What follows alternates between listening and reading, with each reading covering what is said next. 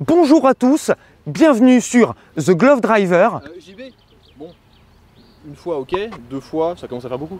Merde. Oui. Autant pour moi. Abonnez-vous. Allez, c'est reparti.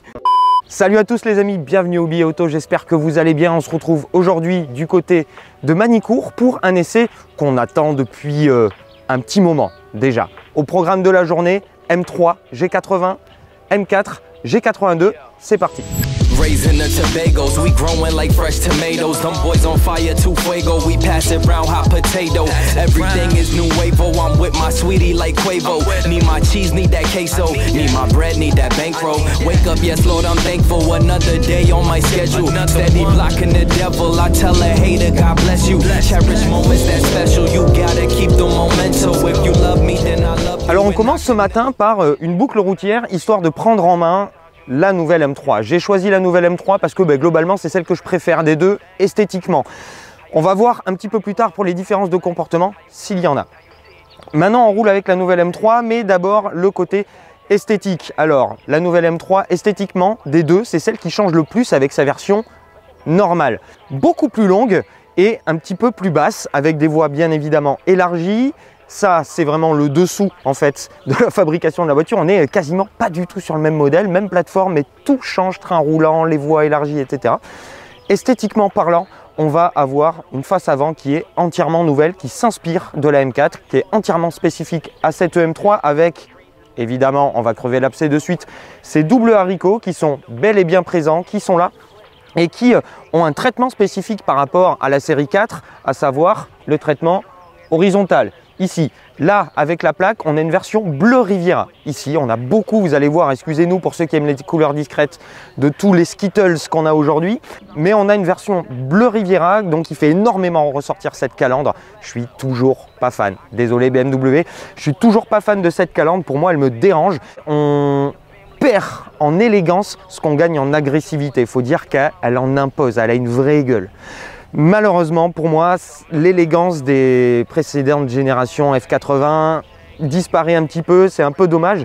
Mais sur, par exemple, la couleur Oxford Green que j'ai eu l'occasion de rouler hier, clairement, c'est incroyable, ça lui va parfaitement. Hormis ça, on a vraiment le traitement M qu'on a commencé à découvrir sur la M4 à Monaco ici, avec un bouclier extrêmement ajouré, des petites lames sur les côtés, on a des voies élargies avec une aile avant qui est effectivement très bombée et qui donne cette impression à la roue avant de rentrer totalement dans l'aile. L'effet pourrait être très cool si la voiture n'était pas aussi haute. Là, on a un énorme gap entre la roue et la carrosserie et là, ça me dérange un tout petit peu. Il faudrait vraiment des ressorts courts et poser la voiture. On n'a pas trop de carrossage à l'avant, ce qui fait que ça rend le truc un peu maladroit. Les rétros ont changé, évidemment. Là, pour le coup, je les trouve un peu moins marqués, un peu moins sportifs que les précédents. Mais sinon, en ligne globale, on a quelque chose de très trapu, bien élargi, surtout à l'arrière, de 3 quarts arrière. Cette M3 est fantastique. On a le petit béquet inhérent aux versions compétition, les seules qui seront disponibles en France, 510 chevaux, 650 Nm et ce diffuseur qui encadre la quadruple sortie d'échappement. Très belle, mais malheureusement un tout petit peu muette. On va en reparler après. Ce que je vous propose, c'est de faire un petit tour à l'intérieur. On prend la route. Et let's go, direction le circuit pour aller faire du circuit cet après-midi. On va vous parler de la voiture sur la route dans un premier temps et après sur circuit.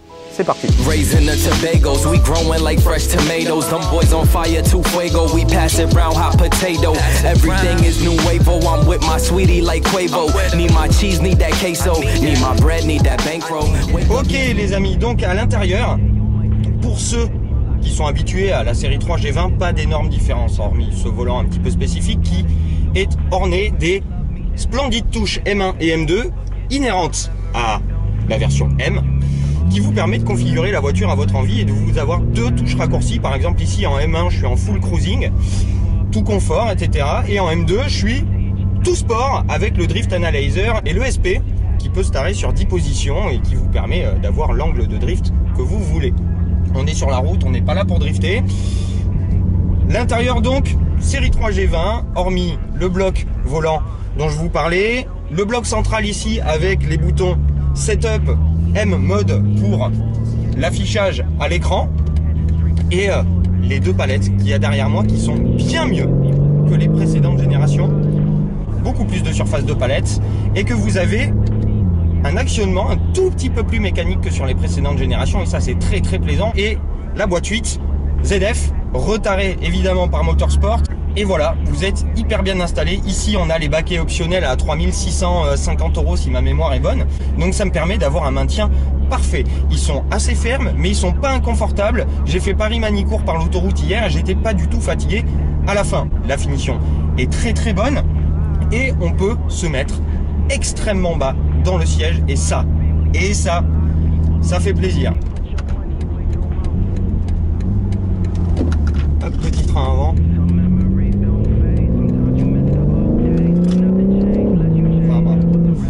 Et ce truc au milieu qui vous fait redouter le premier freinage d'urgence de peur de se faire arracher les attributs sur cette espèce d'ergot. En tout cas, on est parfaitement installé dans ces sièges et on a une position de conduite absolument incroyable. Ça donne envie de rouler, ça donne envie de rouler. Sur la route, cette EM3, on a le nouveau 6 cylindres en ligne qui est apparu sur les X3 et X4M, 3 litres, biturbo, toujours, mais avec une nouvelle culasse usinée en 3D, ce qui lui permet d'encaisser des pressions de suralimentation bien plus élevées, ce qui lui offre 510 chevaux et 650 Nm. Le couple est disponible très bas, et clairement ça fait plaisir. En utilisation, on va dire, quotidienne ou cool rapide, c'est excellent.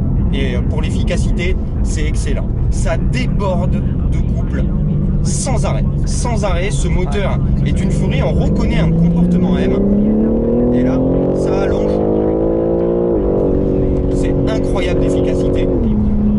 Et ça allonge très très fort. Cruising, vous êtes bien. Un moteur toujours plein. Maintenant, il est un petit peu linéaire par rapport à ses prédécesseurs. C'est un moteur qui est excellent. Comme je vous disais, on retrouve un comportement M moteur, mais pas assez.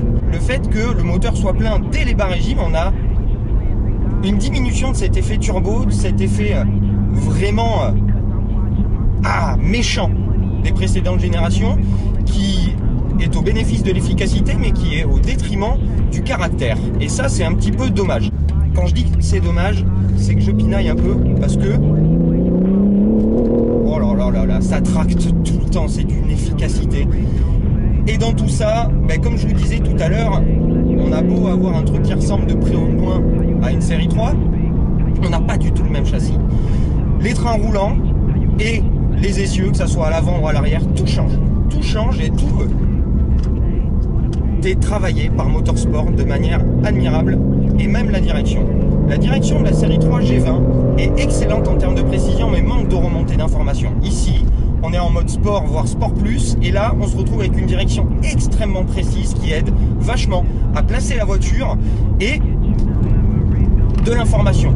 Un retour d'information qui vous dit en temps réel ce que fait la voiture. Alors, on n'a pas le retour d'information qu'on peut avoir par exemple sur une Porsche 992 qui aujourd'hui reste une des références, mais comparé aux précédents produits M que j'ai pu avoir entre les mains, il y a une nette amélioration.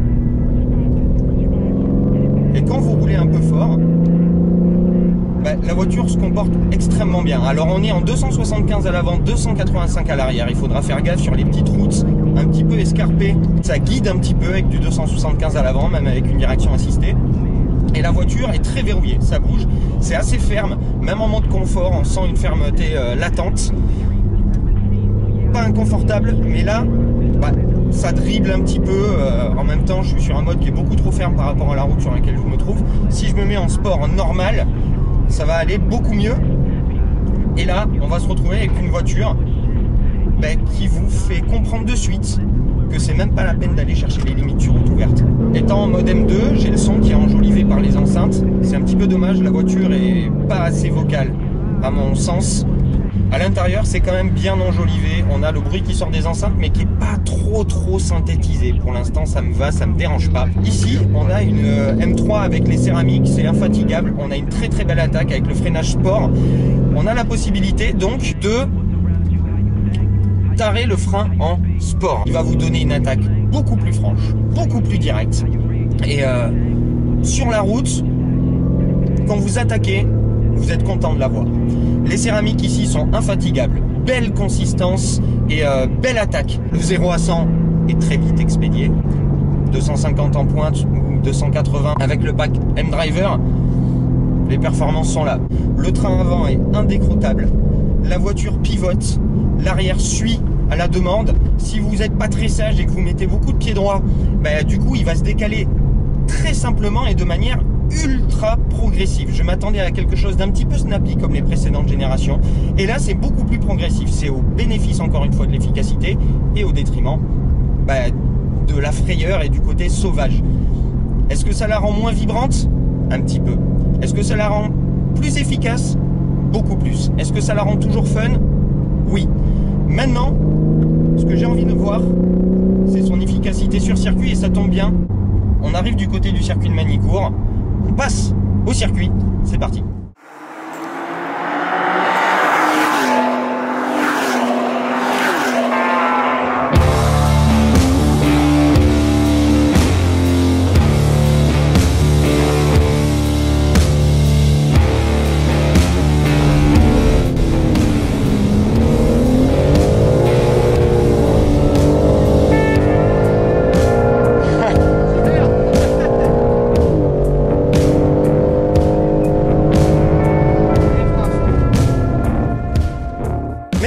Hugo Missana.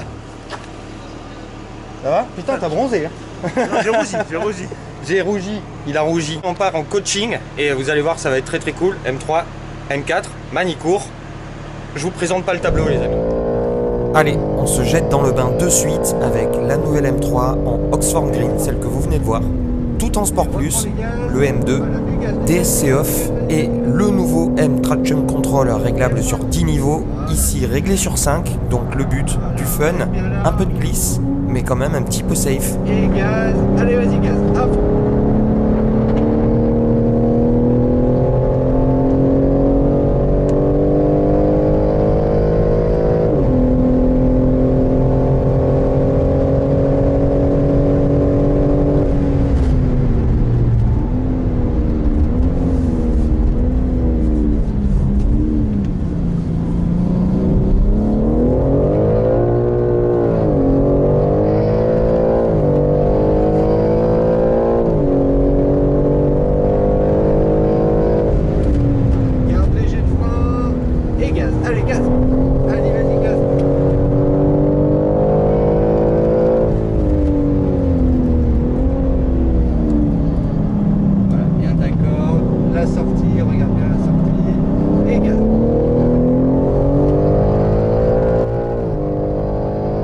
Effrayant que le tout déconnecté, il vous laisse le choix, soit vous débraquez tôt et vous avez beaucoup de grippe, soit vous la laissez glisser et la voiture gère extrêmement bien pour vous l'angle de dérive et vous permet de vous prendre presque pour un pilote.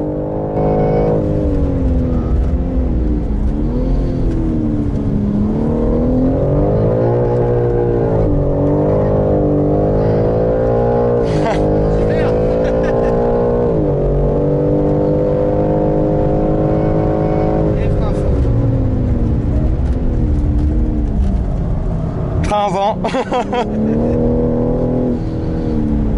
Bon, premier tour les amis, enfin première session, M3, chaussée en Pirelli, mode déconnecté mais avec le drift control en 5, ça bouge beaucoup, ça bouge bien comme il faut, la voiture est progressive etc, ça reste quand même très très efficace par rapport au mode qui a été sélectionné, qui est clairement orienté fun. La voiture a un train avant de fou. De fou. Maintenant, vraiment les limites sont loin. Sur circuit, ça encaisse des rythmes pas possibles. La voiture est vraiment incroyable, plus saine, plus efficace, plus safe. Et elle garde du fun. Moi c'est ça, je pensais qu'on allait perdre du fun par rapport au précédent sur circuit. Non, on garde du fun. La voiture est vraiment agréable à rouler. Pour moi qui n'ai pas vraiment de niveau, à mon avis quand vous arrivez sur des pilotes un petit peu plus pointus, quand vous avez du volant etc, vous allez peut-être la trouver un petit peu trop plus efficace et peut-être un peu moins fun, mais globalement pour moi et pour la plupart des gens je pense c'est tout ce qu'il faut.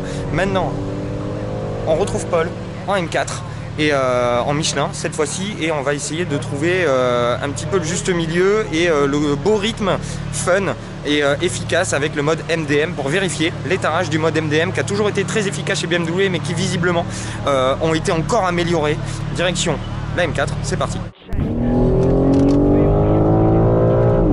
Je te furie en moteur. Ouais, ça me déborde beaucoup plus. Ah putain. Soulage et pompe maintenant. Filet de gaz, c'est beau ça, c'est vite. Et c'est reparti en mode MDM, le mode spécialisé pour la full attaque, dirons-nous. DSC off. Le but ici, c'est l'efficacité, mais on regarde un petit peu si ça glisse quand même. Et si on lève un tout petit peu pour bien tenir ta ligne à gauche. Voilà.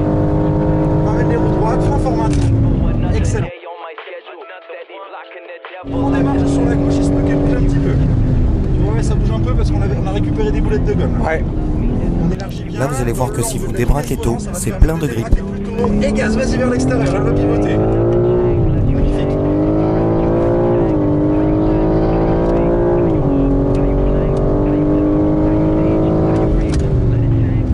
Soulage. Et filet de gaz tout de suite, vas-y.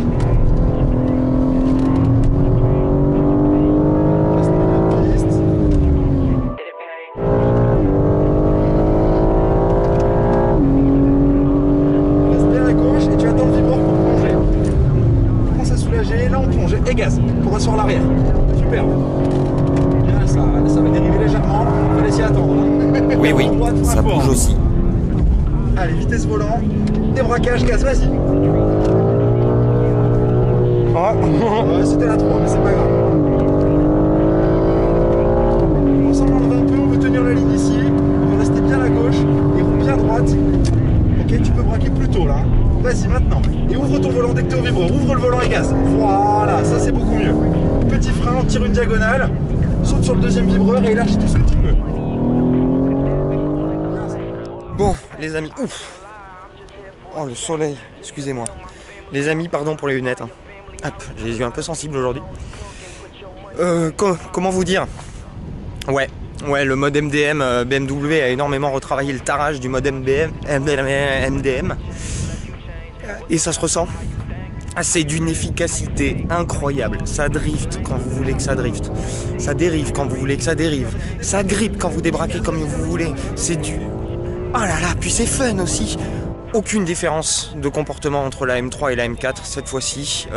Et ouais, c'est vraiment oufissime à rouler. Voilà, c'est dingue à conduire. On aime ou on n'aime pas cette calandre.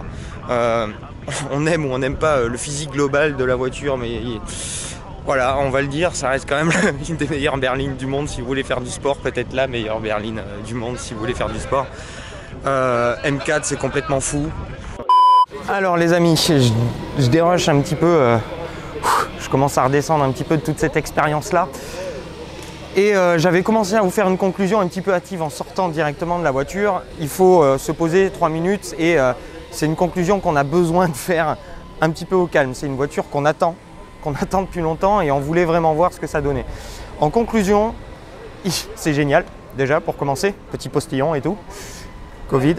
Et c'est absolument génial. C'est une voiture qui est absolument géniale à rouler. Sur la route ce matin, on s'est rendu compte que c'était un petit peu moins fun, mais beaucoup plus rigoureux et surtout beaucoup plus efficace que la version précédente. On est vraiment sur un beau step-up, on est 1 voire 2 crans au-dessus sur la route et en termes d'efficacité. Maintenant en termes de fun, sur la route il y en a un tout petit peu moins et en termes de caractère moteur, je le trouve un tout petit peu trop lissé. Il a son vrai caractère M. C'est violent, ça pousse fort, le moteur est plein de coupes tout le temps, mais il est un tout petit peu trop linéaire par rapport à sa devancière qui avait un vrai côté sauvage. Là, ça manque un tout petit peu et c'est un petit peu dommage. Chose qu'on oublie complètement. Une fois qu'on est sur la route, on se retrouve avec une voiture qui a un train avant de mutant.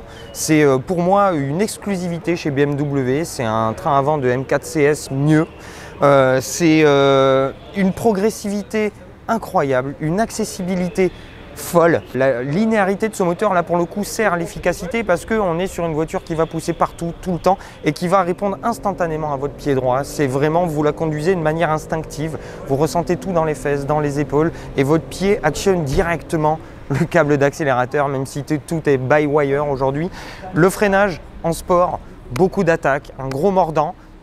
Petite nuance, avec le freinage by-wire, on ne sent pas le fading, donc faire un tout petit peu attention.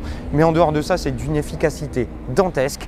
Et voilà, les amis, c'est un petit peu dingue. Il faudra qu'on fasse un essai un petit peu plus long, justement, pour pouvoir vivre un peu avec la voiture et se rendre compte de ses réelles qualités qu'on a. Monsieur Monti, s'il vous plaît, on essaye de travailler ici. Vivre avec la voiture, on va essayer de vivre un petit peu avec, un petit peu dans quelques mois, une fois qu'on pourra, et on va essayer de mettre en plus en évidence les réelles qualités qu'a cette voiture en termes de routière et en termes de pistarde. On a pu le voir, c'est juste incroyable. Maintenant, mon choix, le voilà. Plus ou moins, vous rajoutez un intérieur cognac et vous avez mon choix. Ce serait une M3 Oxford Green, comme celle-ci, les amis, et avec l'intérieur cognac. La M4, malheureusement, en termes de ligne, elle ne me fait pas vibrer comme la génération précédente. La M3, elle, en revanche, sur une couleur un petit peu discrète comme ça et très classe, très belle, elle me fait oublier ces narines-là. Et une fois que vous roulez un petit peu avec, que ça soit sur la route ou sur circuit, où la calandre, elle passe complètement et toute la face avant passe à l'as, c'est le plaisir de conduire qui est là, réel. Donc voilà. Je ne sais pas trop quoi vous dire de plus, les amis. Essayez-la si vous avez un doute. Tournez un petit peu autour aussi, essayez de vivre avec, c'est très très agréable. J'espère que vous avez aimé tout ça. Désolé pour laisser un petit peu, on va dire, alambiqué.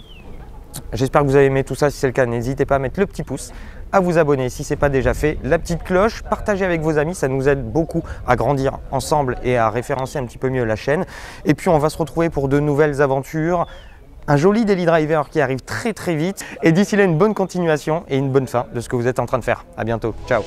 Raising the Tobagos, we growing like fresh tomatoes. Them boys on fire, too fuego. We pass it round hot potato. Everything is new wavo. I'm with my sweetie like Quavo. Need my cheese, need that queso. Need my bread, need that bankroll. Wake up, yes Lord, I'm thankful. Another day on my schedule. Steady blocking the devil. I tell a hater, God bless you. Cherish moments.